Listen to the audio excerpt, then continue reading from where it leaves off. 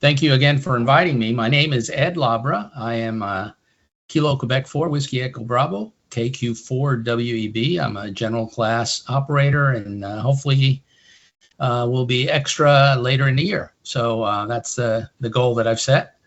And I want to thank you all for giving me the opportunity to address you. As we just said, I'll be there in person next week. We'll have more of a workshop. So tonight, we're actually going to talk about mesh networks in general, and then we're going to talk about Meshtastic and Meshcore. We'll compare and contrast the two as part of this presentation. So think of tonight as an introduction, a brain dump, knowledge sharing, if you will, and then next time we'll actually do some hands-on, although I will do a little demo at the end here before we leave tonight. But I'll be there in person next time, and we'll do a workshop. So if after tonight you decide that this is something that you want to dive into, it gives you an opportunity to go out and buy some nodes, order some nodes, and I'll talk about how you do that as part of the presentation, and bring them with you along with a laptop. So bring a laptop and a node, and we'll be able to sit down next time and put it all together and make sure you've got a working node that you can take home and start using. If you've got a node already, but you're not sure if it was configured correctly or not, again, next time will be the opportunity to do that. So let me start with the presentation. I'll talk a little bit more about myself as part of that. So can you guys see my screen? Give me, I'm looking at the audience right now, so give me a thumbs up. Okay, I see thumbs up. All right. So as I said, tonight will be an introduction to mesh networks. We'll talk about Meshtastic and what that is. We'll talk about Meshcore and what that is. I've given similar presentations before at some of the local hamfests. So if you've attended any of those, some of the slides and some of the information will be familiar to you, but I've expanded it and talked a little bit more than I have in the past about Meshcore. So let's get started. What are we going to do today? We're going to, I'll do a brief introduction of how I started with this. What is a mesh network? And then answer the basic questions, right? Why would I want it? What do I need to get started? How can I use it? And how do I start? Talk a little bit about what I'm seeing happening and what the future might hold for this. And then, as I said, we'll discuss and compare and contrast Meshtastic, which was the original software that people started using, with Meshcore, that is a newer software that people are migrating to. And then we'll do a quick demo and then do a question and answer at the end. So that sounds okay. Let's get started. Again, who am I? I'm self-described radio nerd. I retired from a career in IT and telecommunications about 3 years ago now. Seems like yesterday. And I started looking for something to keep me busy. So I started with GMRS and then moved on to amateur radio. So as I said, I'm a general class right now, and hopefully will be extra later in the year. And then Meshtastic was something that appealed to me. So I got into Meshtastic, ran Meshtastic for about a year and a half, saw a big uptake in people using it and nodes popping up in this area, the Atlanta area, in the last year and a half. When I started, which was about 2 years ago now, I went from having 2 nodes that could only talk to each other because there was nothing around, to now you'll see in the map that I'll show you hundreds of nodes and repeaters that will basically allow the messages to go across anywhere in the metro area and into neighboring states. All right, let's get started. So we'll start with what is it, okay? Meshtastic and Meshcore are both public domain projects. So that means nobody owns it, no company is responsible for it, and it's freely available to everyone.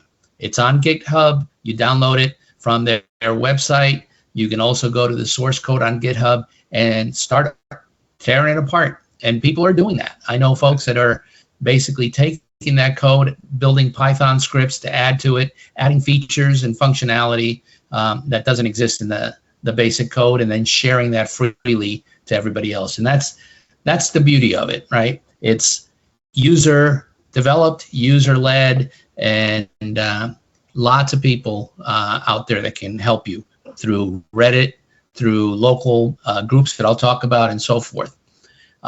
It runs on the ISM, Instrument and Scientific, I forgot what the M stands for, machines maybe, but it's the ISM band, 33 centimeter, 900 megahertz band.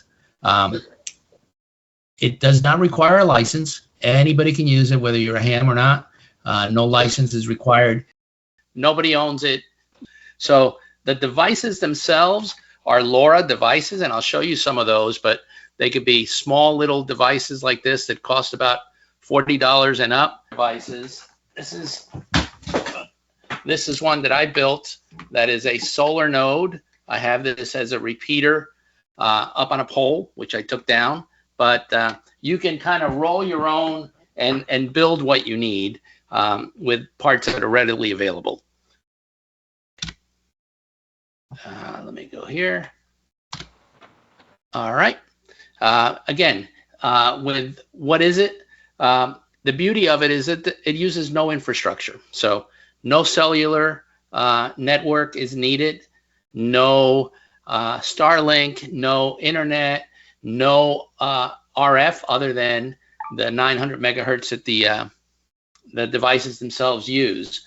So what just happened to me with my Comcast internet going down would not have affected me if I was communicating via mesh network. Grid power. I don't even need power because I can have solar nodes or I can run them off batteries. This one that I have here, the battery is quite small, but it runs for about 6 hours. But I can connect it to a small power bank like this, and I can run this node off of this power bank for days. So all I need to do is plug it in just like you would your cell phone, and now I'm up and I'm ready to go on this for a couple of days. So power, internet, infrastructure, it's a nice to have, not a need to have. The nodes connect to each other via RF, and I use different nodes, and you'll see that in a few minutes here. I use different nodes to get my message across. That's why it's called a mesh network, because each hop is a node, and my message hops across that mesh network until it gets to the destination. Perfect for emergency communications when nothing else is working. It does use encryption, and it bypasses traditional communications infrastructure, so it's off the radar, if you will. Okay. It is a self-healing network. If you look at that diagram there, each dot represents a node, and it can take different hops across different paths across that network. And as nodes join and drop, it self-heals and adapts. So the message may go out one path and come back a different path. So if my battery runs out, if my node is no longer available, if my node is in my car zipping along I-75 at 80 miles an hour, it may be in range when I send the message out, but it may be out of range when I get the message back, but it doesn't matter. It'll figure it out. There are different messages, types of messages that you can send. The first one is what's called zero hop, which is device to device, close by or across the network, but my device is contacting your device directly. It's going to hop through a bunch of different devices to get there, but those devices will not be able to see my message. They'll just take it and relay it across. I can send a message to everybody. And that's, there's a public channel that every node comes with. And unless you remove it, which you can, I advise against it. But everybody's going to have access to that public channel. If stuff hits the fan, the public channel is where you go to get your message out and find out what's going on. And then I can also create my own channel. So I have a family channel that I created, and I give access to that family channel through the encryption key to my family members.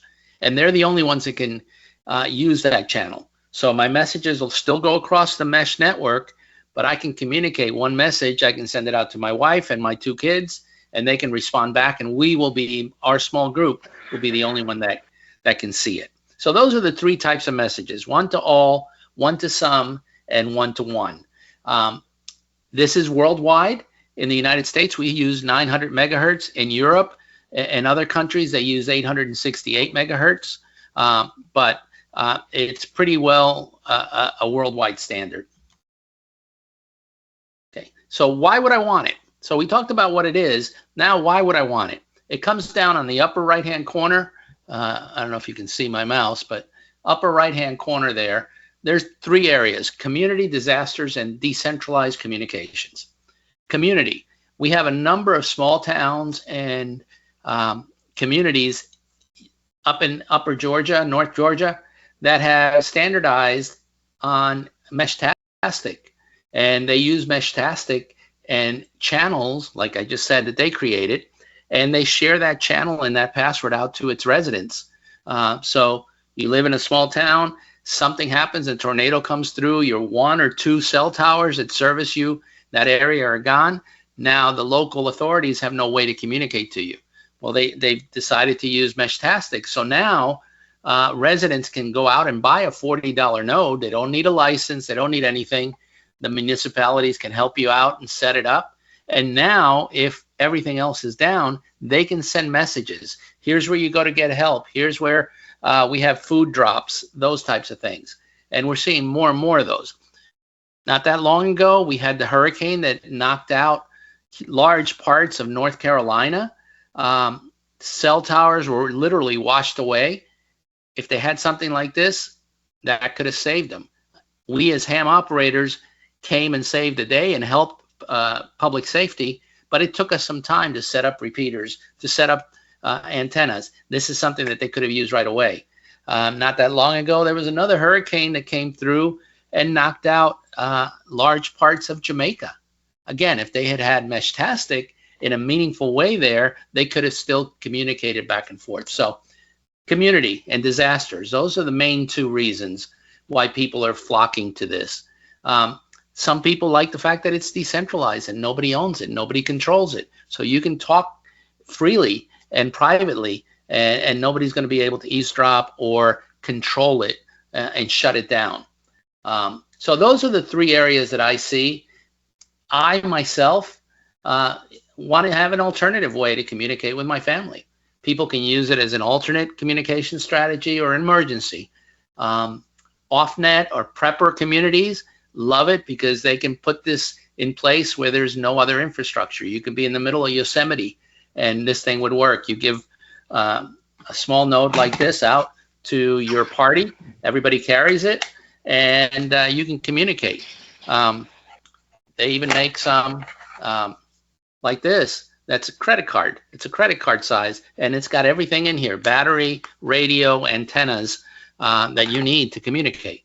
So lots of usability, lots of benefits to having something like this. I use it as part of a backup strategy that involves different levels. So my plan A, my level A, if I'm going to reach out to you and talk to you, I'm going to use my phone for a variety of reasons, including the fact that everybody has it. It's pretty reliable. 95, 98% reliability most cases, and it's very full function. I can call you, I can talk to you, I can send you a picture, I can send you a video, I can record a message and email it to you. I can do pretty much everything. So that's my number one choice. But if I'm in a stadium and a lot of people are trying to use it, I'm sure we've all run into the all circuits are busy message. If that happens, I can still use it for texting, and I can send you rich text messages with pictures and videos and everything else. I can email from it. So my cell phone is my level 1, 2, and 3. If for some reason the cell phone is not available, or I'm out of battery on my cell phone or whatever, I can use ham radio. I can use GMRS radio. But the problem is I'm limited. Out of my family, I'm the only one in this area that's a ham licensed operator. So I have GMRS as well, and my family can use that. But again, they don't like to talk too much on the radio. So radio is kind of limited, but it's in there. It's part of my plan. if everything else is down, if nothing else is available, Mesh is my go-to. And with Mesh, if you can send a text message on your phone, you can use Meshtastic and you can use Meshcore, and I'll show you that. But that's how Meshtastic and Meshcore fit into my plan. Easy to deploy to my family. No license is required, as we said. And you just need to understand it's not going to be my go-to because all I can do is send text messages. So think about when cell phones first came out, the 2G era. All I can do is send a text message. Well, that's what Meshtastic is right now, and that's what Meshcore is. But in an emergency, it's a lifesaver. Okay. All right. So that's what it is. That's kind of why people would use it. Okay. What do I need? You sold me. What I want to get started. What do I need? Well, you need 2 nodes to talk, one to talk to the other. They're available from about $40 to over $300, depending on how much you want to put in here. Lots of pictures on this of different types of nodes, right? You can buy DIY kits on the bottom left here. You can buy the board. You can buy the antennas. You can get the GPS module. You can plug it all in together, slap it into an enclosure that either you buy or you print or you scourge from somewhere, like I've done as well, and you're set. You have 2 nodes, and now you start talking. You need the software. The Meshtastic software is available for free. You don't have to do anything to pay. You can get it and load it on your device, and you're good to go. So you need that software. You download it on your PC, on your tablet, on your phone, and you're good to go. If you don't want a device, if you look over here, that green one in the middle of the page, that's an all-in-one unit. That's got the Meshtastic node, that's got a little screen, and it's got a keyboard, kind of like a BlackBerry. So you can get all-in-one units that don't require you to have a cell phone or a tablet or anything else to use it. And there's different things in between. The white one in the middle is a nice little node you can put in your pocket and carry with you. The upper right shows one of the solar nodes. I showed you the one that I built, which works for me. It's got a detachable antenna here that I can put up on a mast and keep this low where I can reach it. But you can also buy a unit. You don't have to build it yourself. So that's why it starts at around $40, and the more you add to it, the more you want, the higher the cost is. But the software is free. You get 2 nodes, and you are good to go. You need power. That power can come from battery. It can come from USB. It can come from PoE. Any number of different ways to power it. It just needs 3 to 6 volts, and you're good to go. So that's really all you need. The antenna itself can be a small 3-inch antenna, like you saw on that white one, or it could be a larger one, like you see in the one that I built. That's a high gain antenna for my node that I set up as a repeater. But that's all you need to get started. So with about $40 per user, you get a couple of them, $80, and you're good to go. Now, how can I use it? I mentioned that it's text only. So day-to-day communications might be a little bit limiting, but you have got 200 characters. You see on the right here some sample text messages that have gone across. I'm okay. I need help. Where can I get gas? I'm out of power. Where can I go for whatever you need? That's perfect.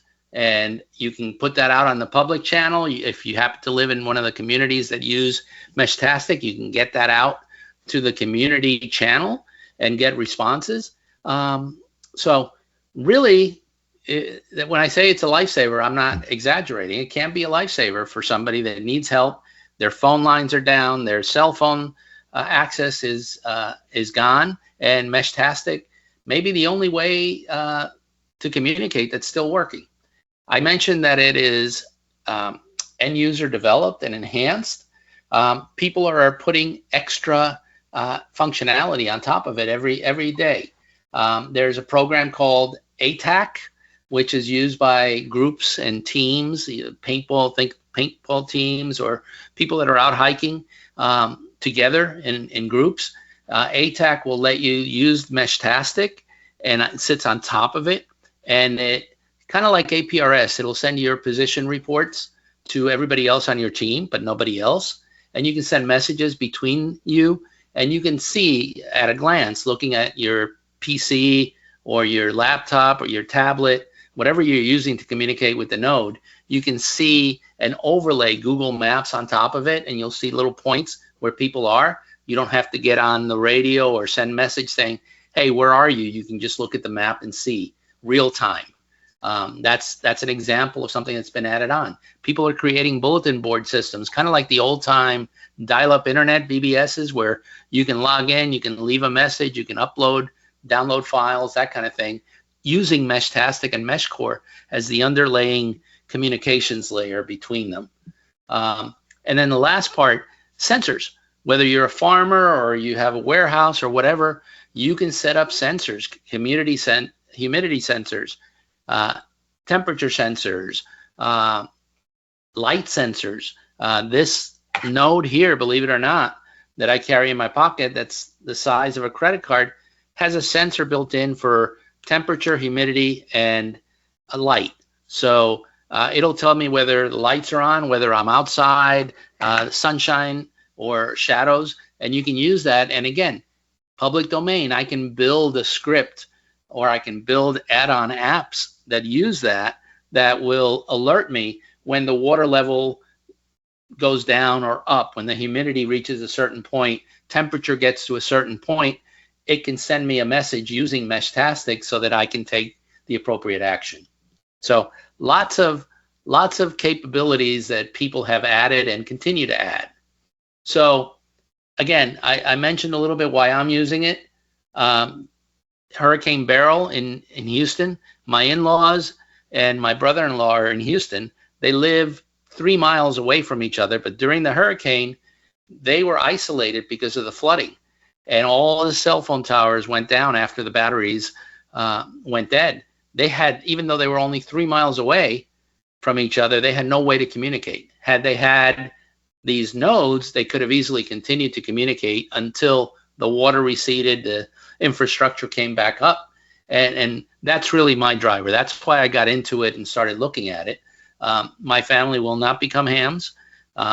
Many of them won't even get on the GMRS radio, even though my license now covers the entire family. So this was an easy way. They all send text messages. So this is just another way to send a text message. And I can get that, I can sell that to them, unlike some of the other communication strategies. Fail-safe communication strategy for emergencies. Again, I'm not going to use it day to day, but for emergencies, whether it's the solar storms where it's Solar Max, as we all know, internet outages. We had that guy 5 years ago that blew himself up in front of the AT&T tower in Nashville that knocked out telecoms. We've got hurricanes coming through all the time. EMP attacks that people say is going to happen. Meshtastic might be the only way that you have in those situations. So these are all the drivers for me getting it. So now, hopefully, I've convinced you that it's worthwhile to at least investigate. How do I start? First thing you do is get 2 nodes. You want 2 because you can talk to each other and you can test it that way. So 2 nodes, 1 for you, 1 at home, and 1 that you can take and drive around and use it to communicate to the other node or to the net in general. Unleash your creative juices. Build your own node. I strongly suggest at one point that you build one. It's pretty easy. There are lots of YouTube videos, and you can go in and piece it together. There's no soldering.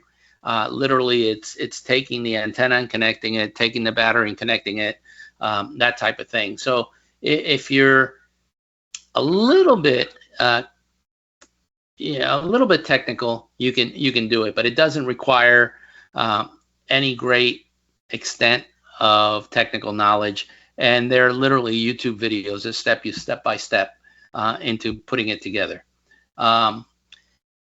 Build your own nodes, repurpose enclosures. I'll show you one of my first nodes, and I still use it, is this one that is in an Altoids tin.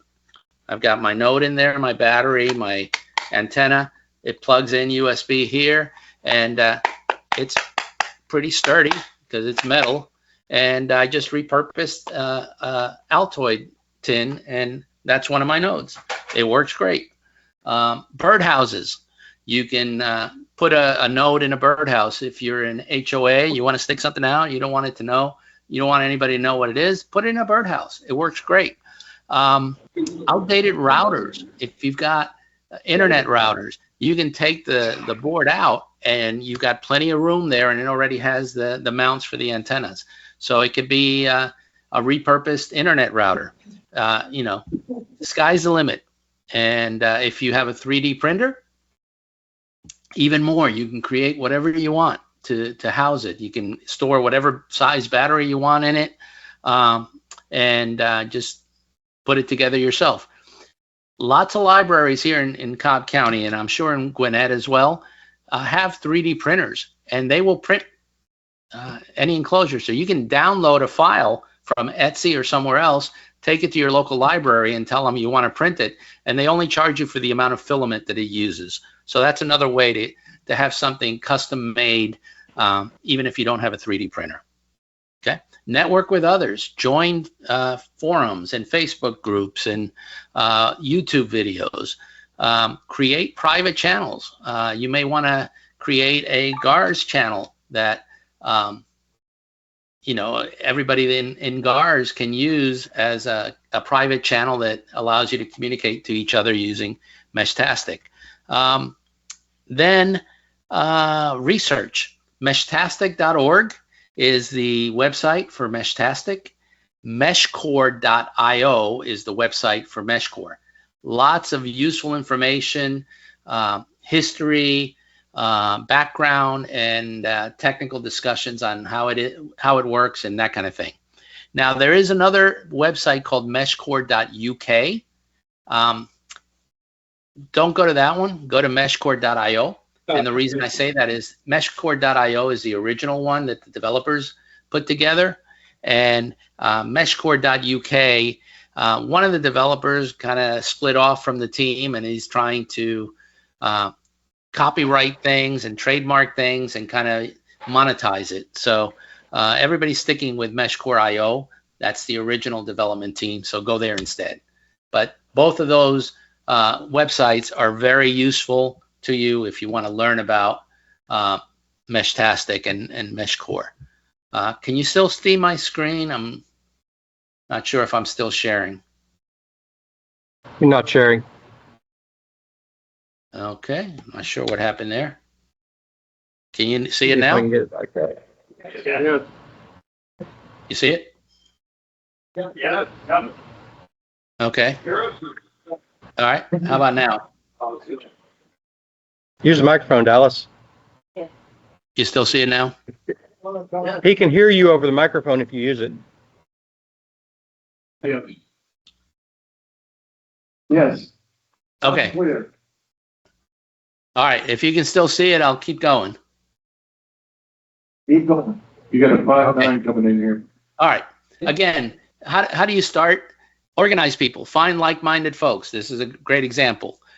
Present and talk about Meshtastic. We're doing that. Have regular meetings where you kind of review what's going on. Social media, chat room, Discord, etc. Email list, because not everybody's going to have a Facebook page. And share. This is important. Share your successes as you're meeting. Hey, I just found a great way to do XYZ with Meshtastic. Or I took my node and I put it into this kind of enclosure. Or here's a file that I found that makes a great case for your Meshtastic node that allows you to clip it onto the vent in your car or something to take it with you. That kind of thing. Share your success, new designs, new nodes that you've found, what you've gained in experience. Connect with local radio groups like GARS. Leverage local groups for potential node sites. People don't think about this, but you know, if you have a great site and you can put a repeater up there, you're going to broaden the reach for Meshtastic or Meshcore in that general area. Groups like the Red Cross, CERT teams, mutual aid groups that are out there. The Scouts. Scouts have a radio badge. You can have local scout teams use Meshtastic to get that merit badge, and if they have a prime location where they meet, probably will let you put a node up there on the roof, and now you've got coverage in an area that maybe needed it. And then I mentioned in North Georgia, a lot of the local county agencies have seen the value and are using Meshtastic for emergency communications. So where's this going to go? Continued growth, exponential growth. I mean, some sites went from a handful of nodes to 50 or 100 nodes and repeaters in the span of 2 or 3 months. Here in the Atlanta area, in the West Cobb area specifically, I went from, when I started, only being able to talk to my 2 nodes to a year and a half later having 80 or 90 nodes that I can talk to. Technology, it's hardware. Every year you're going to get faster nodes. You're going to get smaller embedded nodes, better batteries, and nodes that use less and less power and therefore last longer and longer. Public domain software, the LoRa software, continues to be enhanced. One of the recent enhancements allowed you to push firmware updates over the air. Before, you had to have a USB cable, so you either had to bring the node down, connect it to your PC to flash the new version of the firmware. Now you can do all that remotely. And then Meshcore, and I'll talk about now Meshcore and Meshtastic, but Meshcore is a newer software. It started with Meshtastic and then it went to Meshcore because Meshcore does away with a lot of the limitations of Meshtastic. And I think you might have lost my share again. Is that right? Yeah. Okay, I'm not sure why it drops every so often, but hopefully you can see it now. I think you can. We can see it. Okay. So Meshcore, Meshtastic, what's the difference? Starting with Meshtastic, Meshcore kind of came in, the same developer, he went off and wrote Meshcore to take advantage of to fix some of the drawbacks. Meshcore uses more traditional routing. It's more of a structured approach where you have repeaters that only repeat messages and act like routers, and you have nodes called companion nodes that exchange messages. In Meshtastic, it's all ad hoc. Every node sends, receives, and repeats messages like a router. So very little control in Meshtastic of how the message goes across the network, a lot more control in Meshcore. And that was the key problem that we had with Meshtastic, especially in an area like ours where we grew so fast. There was too much traffic. And here in Cobb, we switched all of our repeaters from Meshtastic to Meshcore, and the same traffic, same number of people, same number of messages, the utilization of that mesh network went down by 90%. In other words, we were still sending the same messages to the same people and only using 10% of what we were using before. So Meshcore, strongly suggested in this area. In Meshtastic, every node, every user is helping relay messages. It's like everybody, if I'm whispering from here to the end of the hangar there, it's like me whispering to everybody and everybody turning around and whispering at the same time. It's very chatty. Messages could only travel 7 hops. After 7 hops, it died. It ended. That was part of the design. Meshcore, you can have up to 64 hops, so much further. And in Meshcore, not everybody in the room is repeating the message. Only the repeaters are repeating the messages. So that's what got me from 100% utilization down to 10% utilization when we switched over. So a lot more efficient and well suited for large environments. Whereas Meshtastic, if you're in the middle of nowhere, you've got no repeaters, Meshtastic is actually better because you might have 8 or 9 nodes, and Meshtastic is going to make sure that that message reaches all 8 nodes. But again, when you've got a lot of people, that becomes too chatty, and that uses up a lot of the very limited network utilization. So in an area like this, Meshtastic really isn't good. People are still using it, but it's not as reliable as Meshcore, and that's why we changed. So we talked about message relaying and the difference between Meshcore, where only repeaters relay the nodes, versus Meshtastic, where everybody does. Talked about the network performance, less traffic. Real world example here in Atlanta, 100% utilized down to 10% just by changing from Meshtastic to Meshcore. And then telemetry. What I mean by telemetry here is, each node is going to have sensors, and the sensors record the reading. So this one has battery, temperature, and light. So that telemetry information is stored by the node and can be gotten by the people that I'm talking to. So I can see if I'm running low on battery. I can see if it's hot or whatever. With Meshtastic, that telemetry was sent all the time. You could limit it a little bit, but it was sent by default. When you connected to the node, you got access to the telemetry. In Meshcore, it's a pull methodology. It's not going to send the telemetry unless I pull it myself. So again, less chatty, more space left in the network for real messages. Okay, let me see. Let me go back here. I lost it again. Okay, hopefully, there you go. You can see it. Best use cases, Meshtastic, as I said, ideal for mobile or ad hoc networks like hiking, biking, ski trips where you don't have anything else around you. And the mesh automatically expands as the people get further out. Meshcore is better suited for urban environments, more crowded environments because of that fixed infrastructure with repeaters that usually are on top of buildings or hilltops. Optimized for large-scale permanent employees deployments versus more ad hoc. Both networks support multi-hop communication. Both of them are by definition self-healing. Alternate paths are automatically found.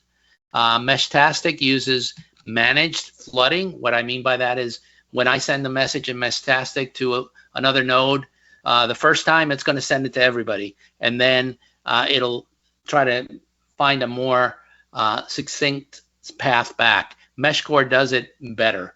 It still does the flood the first time, but then it records the path back and uses that from then on. So really, that's the main difference between the two. Again, in our area, Meshcore is probably the better fit for most cases. Here are just some examples of nodes that I built when I first got into this. The one on the left is actually the box that it came in. I just put the node in there, cut some holes on the side, and slapped an antenna and a USB cable to it and got on the air. That was how I tested and made sure that this was something that I could use.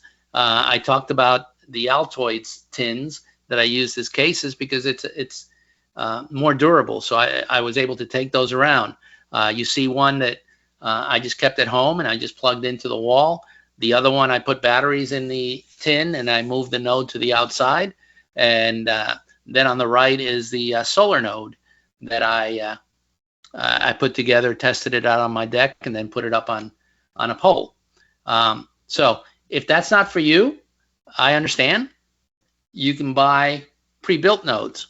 So there's a company called Rack Wireless, and they make a variety of nodes. You see on the upper left a node with a large screen, because as you can see, these screens here are kind of small and hard to read, especially if you've got older eyes.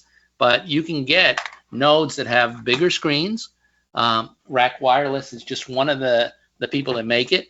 And then you've got solar nodes that you can put up as repeaters. And this is one of mine. This is the one that is shown here on the right. Solar panel. So it doesn't have to have any power at all. It's self-contained. It's got the antenna here. Everything is housed in a waterproof container. And I've had this out for over 2 years, outside in the sun, never had to connect it to charge it. This solar panel is enough to charge it. And you can see there's a big difference between the one that I built and the one you can buy as far as size-wise. Although that one that I built does have a much better battery. And both of these have gone through 2 years, summer, winter, heavy rains, and they've never lost power. You can get, this is my normal day-to-day carry node. It's the size of a credit card. It's got everything built into it, and it fits neatly into my pocket. This is the one that I would recommend to people if you want one that you can just take around and use day in and day out. If you're camping, you can get one of these miniature solar panels. You can search on Amazon for solar panel security cameras. That's usually what they sell them for, and that is sufficient to power one of these nodes and keep it charged. So you can make any node a solar node if you want to go away for the weekend and don't want to bring chargers with you. You can just use the sun. Okay, so those are pre-built nodes.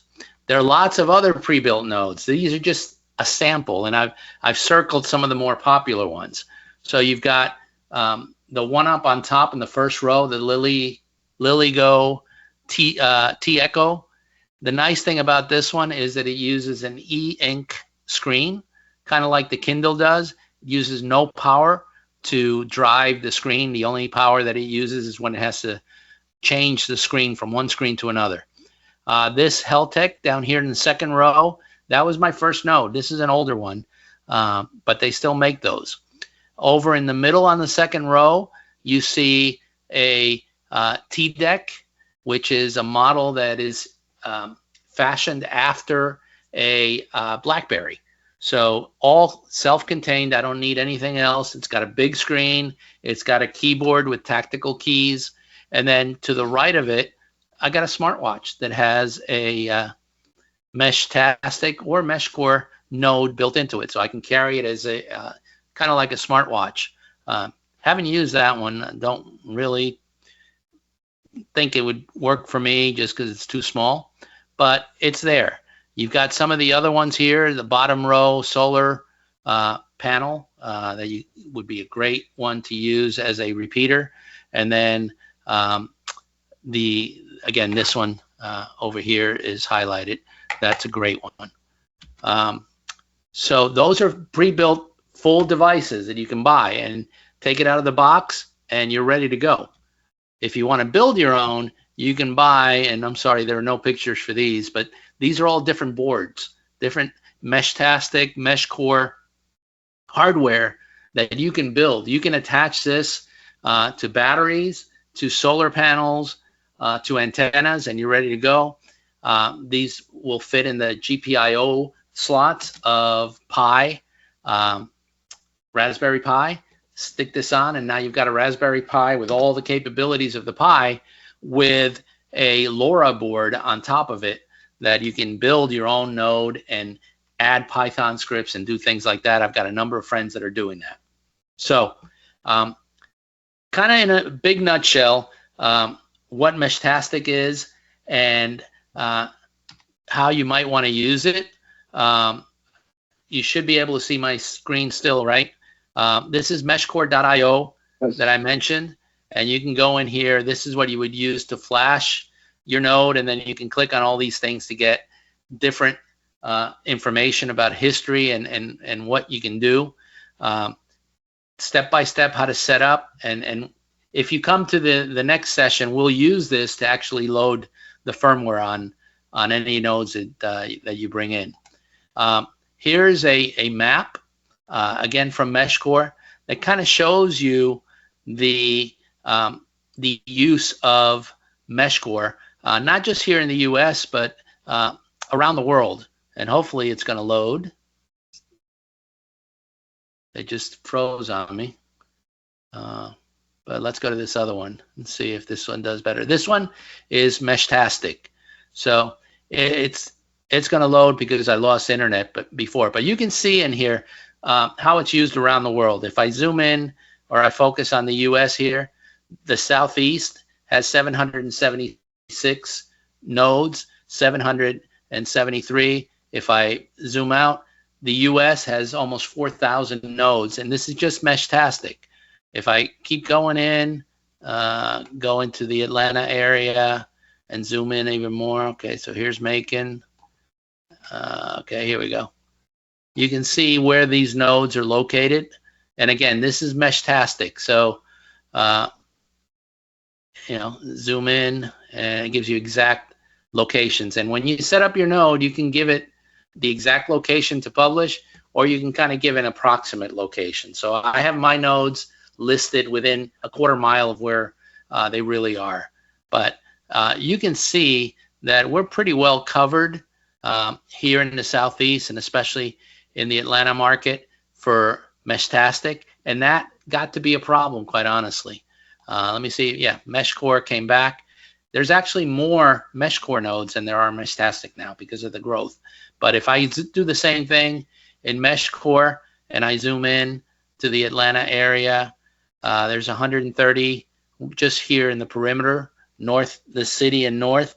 And if I zoom in more, I can go down here, Peachtree Corners, Norcross, Dunwoody, and you can see rough locations of where everything is. Go back here to Kennesaw. Here's my local area here. And if I go here and zoom way in, here are my two local repeaters. They're on top of Pine Mountain, on literally on a mast by my friend's house who's at the top of the hill. Here are my nodes. These are my 3 nodes. I have one here, one here, one here. I actually live down here. So I published it 2 blocks away from where I am, just so, it shows somebody where it is, but not necessarily exactly where it is. But again, you can see the growth of Meshcore, and compared to Meshtastic, there's actually more nodes right now than Meshtastic. Meshtastic has 3,807 here in the U.S. And when I zoom out for Meshcore, there's actually 11,000 here, 5,000 in the Northwest. So 16,000 nodes available. Couple of local groups, Mountain Mesh, MTNME.sh is a local group here in the Tennessee, North Georgia area. This is the group that worked with all the local communities to get nodes situated on high spots and to get them to start using them for emergency communications. That's a great resource. Again, it's mtnme.sh. And they've got lots of good information. Right now, they're Meshtastic only, although they are looking at expanding into Meshcore. MusiWorks is a local company here in Atlanta that will sell components. So you can see some of the things. You can buy the boards. This node board is $36. Here's a GPS that you can add to it. That's $12.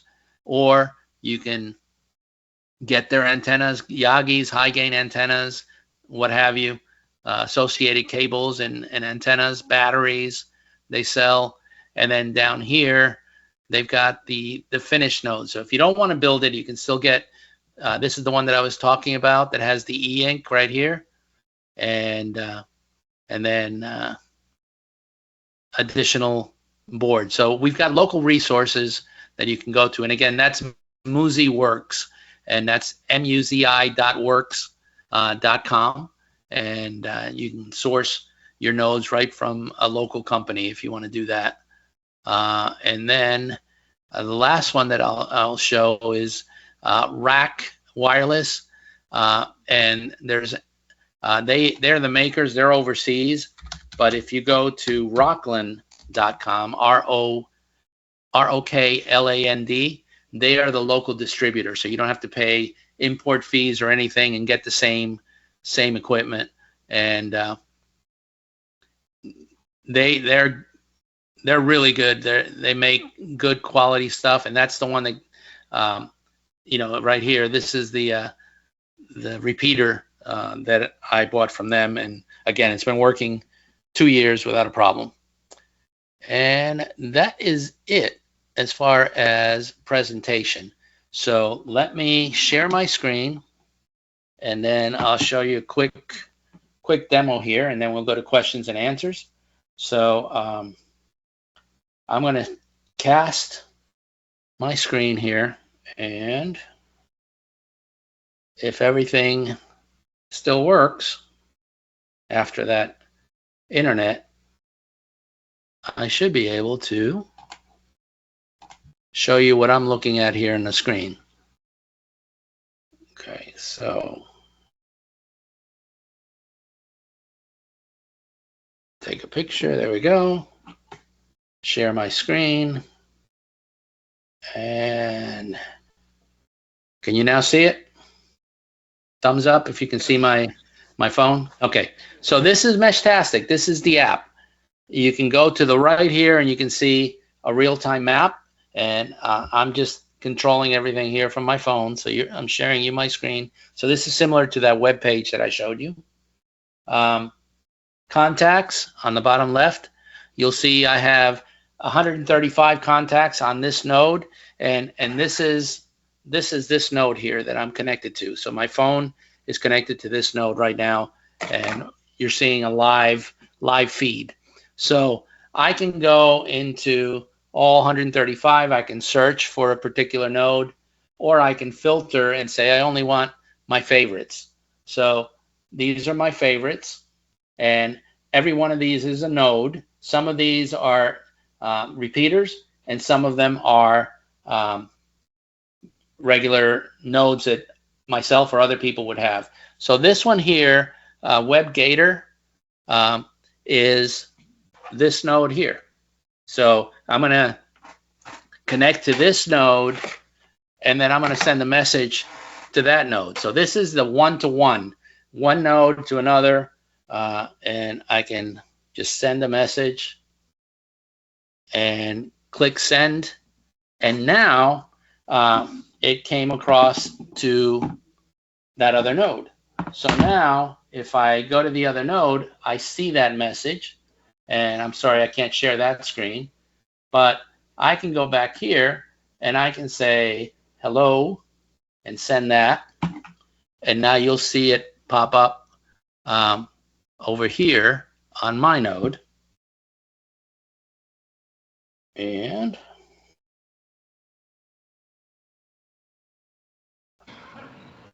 you'll see it there. There it is. Hello. So again, all I do, just like text messaging on my phone, I can just type in using the keyboard, push send, and it's sent. And I'm talking node to node. Okay. So that's using the Labra family channel that I created. There's also the public channel, and this is the one that comes on every node, and everybody has access to it. And you can see these are nodes from all over the Southeast that are sending messages, and we're communicating that way. So if I pick a node and select that, I get more information. So you can see this message from this Seth TDEC. This came. You see the message there, but underneath it, you have information. So if you look at the bottom, it gives you signal to noise ratio. It gives you the number of hops. So this message got to me by going through 13 different nodes. So it hopped around the mesh 13 times before it got to me. And I can reply to that, and it'll go back, and it may take 10 hops.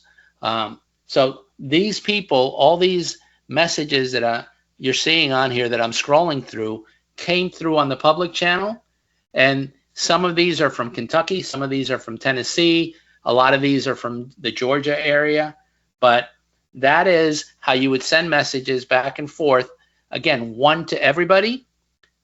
That's using the public channel up here. That hits every node that's out there. You can go one to many, and that's what this Labra family, that's my own personal channel. That could be just as easily a GARS channel that hits everybody in the room. And when I send a message there, all you guys see it, and you can reply back to me. And then if I go here to the contacts, I can select from this contact, I can select an individual node like KQ4DEN. That's my other node here. And I can send a message back and forth.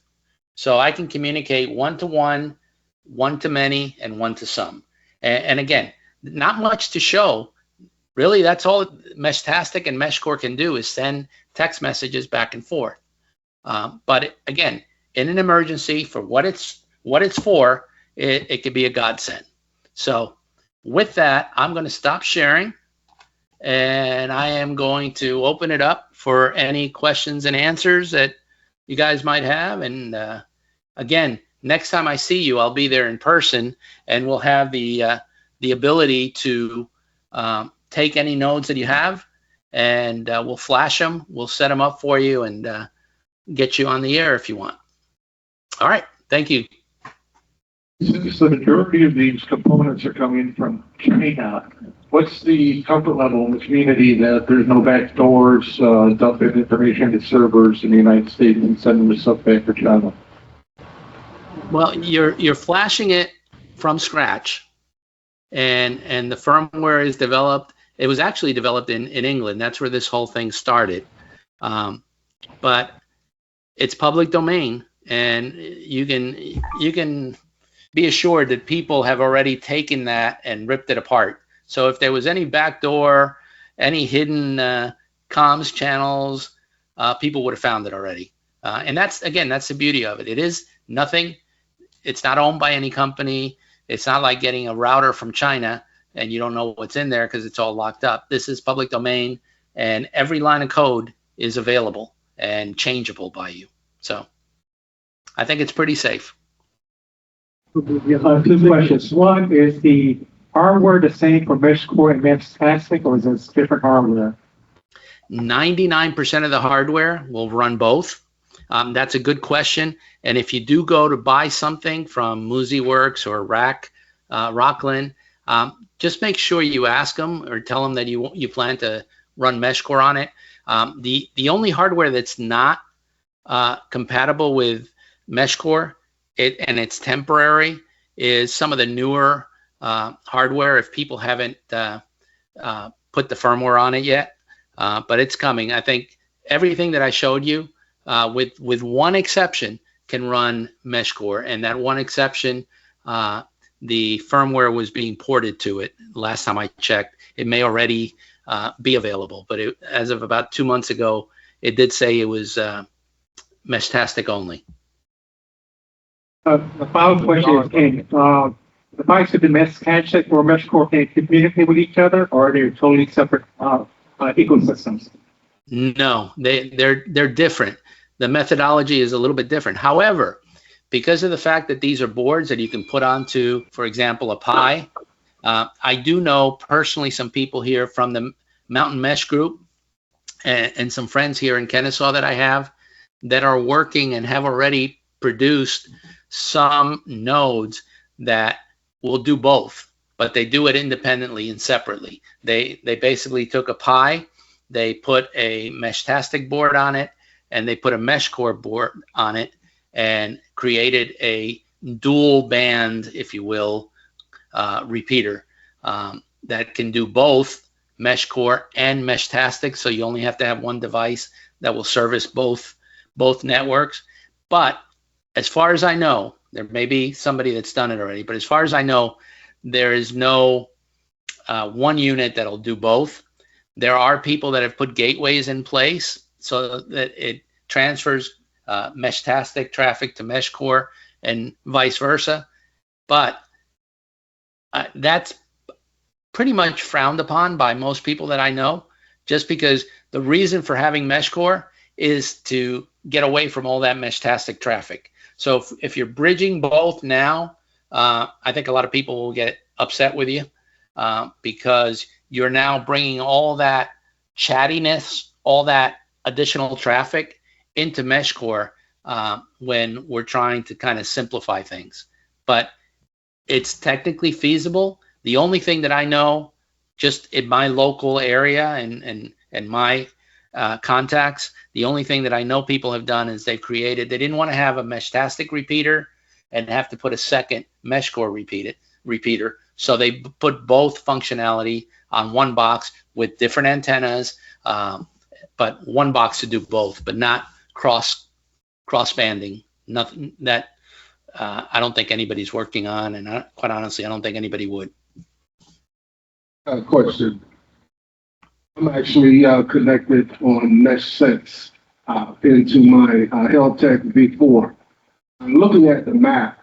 Is there any way to identify the difference between just a regular bell and say a repeater? I'm sorry, to identify what? Is there anything that will let you know if it's a repeater versus just a regular node on the map itself? Yes. Whether you're using the Meshtastic maps or the Meshcore maps, the icon is different.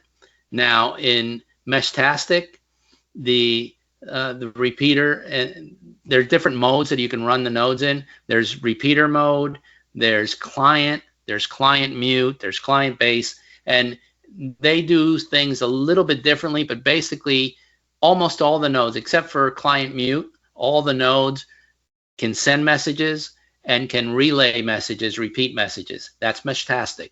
But when you look on the map, the icon is going to be different for a repeater or a client.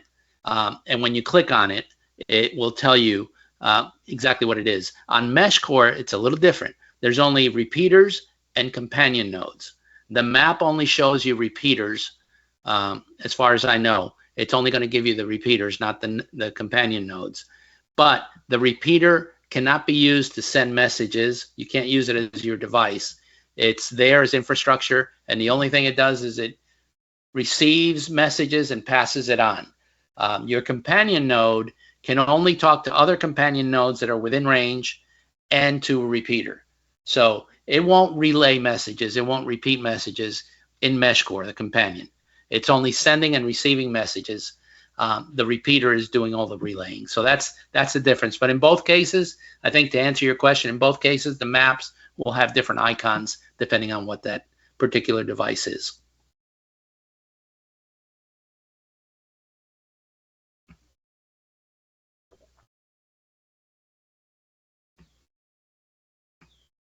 Chuck here.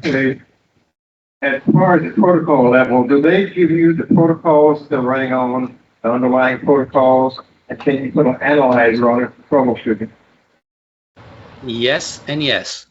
Everything is available. Source code is freely available, and under the underlying level uses LoRaWAN, long range WAN, and that's the protocol that I mentioned at the beginning. Is very good. It was written so that it can transfer the message at or just slightly above the noise floor, and it does it very well. That is used. LoRaWAN There's a is also microphone. used. Won't use it. I'm sorry? Oh, I said that. Is that a link level protocol that goes on with the WAN? that I don't know. Yeah, you know, if you run like a TCP/IP network, when you go to a router, it has this link level protocol going out on the network.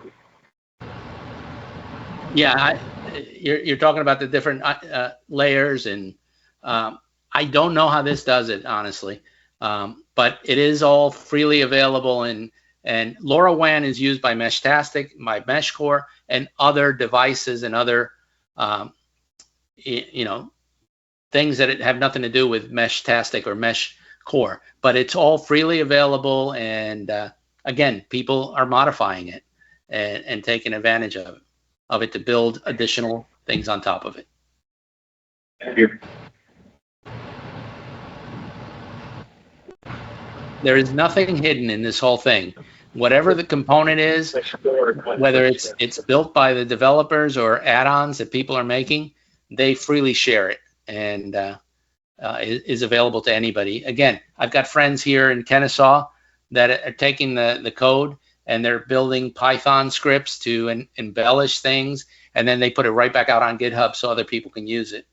I've got a friend who just built, he's got, I think, 8 nodes that he manages, 6 or 8 nodes, and he was tired of driving around to get the different nodes reset, rebooted, flashed.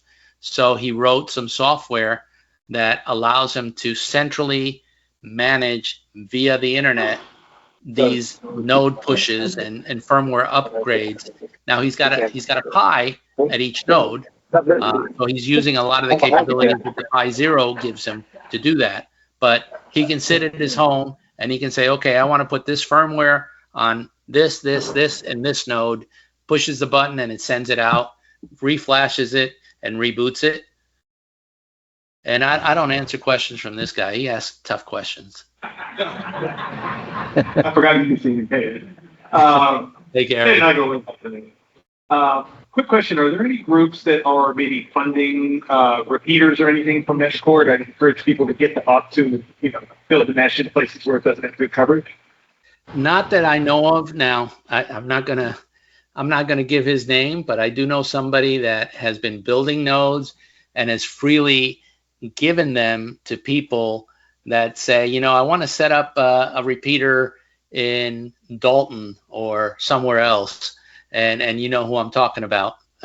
But there are people that we know in Dalton, and there are people down here that work with them and others that have given nodes in the past for free or at a very steep discount, but there is no formal program in place to say, give Marietta free nodes so that they can put them up on different places. But again, the cost of entry is so low. I mean, $40 per repeater. I challenge anybody in the ham world or the GMRS world to get a good, robust repeater that, will run for years for $40. One more question. With the current state of Meshcore around the country, are we at a point yet where you can effectively get a message to any major city in the country, or do we still have some pretty big gaps in the nationwide mesh and the hot gap requires? There are hotspots, I'll call them. One hotspot is here in the southeast. So for example, the messages that I send out to public, they're seen all over Georgia, parts of the Carolinas, Tennessee. I've seen Kentucky and Alabama, but then there's a gap between that area and say Washington, DC. But those gaps are closing. Every time we meet like this, hopefully some of you will say, hey, this is neat. I want to put up a node. I want to put up a repeater. And now we start closing the gap going east. But right now, the bulk of the traffic that I see, and again, when I wake up in the morning and I open up my Meshcore node, I'll have 200 messages in the public channel just from overnight. But most of those messages are coming from the southeast. But over time, that gap is gonna close. And then because it is RF, it's 900 megahertz, just like we experience on our other ham bands. There's ducting, and every so often you'll start getting messages from Florida hitting your node, and where did this come from? And it's ducting messages that just get bounced off the ionosphere, and all of a sudden you're getting messages from Florida, you're getting messages from DC. So as a general basis here in Atlanta, I tend to see Kentucky, Tennessee, the Carolinas, Georgia, and parts of Alabama on a consistent basis. But ducting changes that, and it's interesting to see when that happens. Theoretically, could there be any issues if there are too many repeaters in a congested area? Yes, theoretically, yes. I will tell you the biggest problem that we see, and I call it a problem, but some people would call it an advantage, or certainly not a problem, is that there's no centralized authority. There's no CIRA, there's no way to coordinate. So people end up putting things in tall spots, on tops of mountains, on tops of buildings. Hopefully they're looking around before they do it, and they don't try to put everything in the same spot. But there is no underlying authority. There's no coordination. We have groups like this Mountain Mesh and others. There's a South Carolina mesh one, and there's one in South Georgia, and I forgot the name of it, but it's down in the Macon area. And they try to, on a voluntary basis, kind of put people together and say, hey, let's try to plan out the growth in this particular section. But there's nothing formal, if that's what you were asking. All right, Ed, thanks a lot for coming. I guess I'm going to stop the questions because I mean, we're already at 9 o'clock or after 9. And I know I was supposed to be home by 9, which is not going to happen.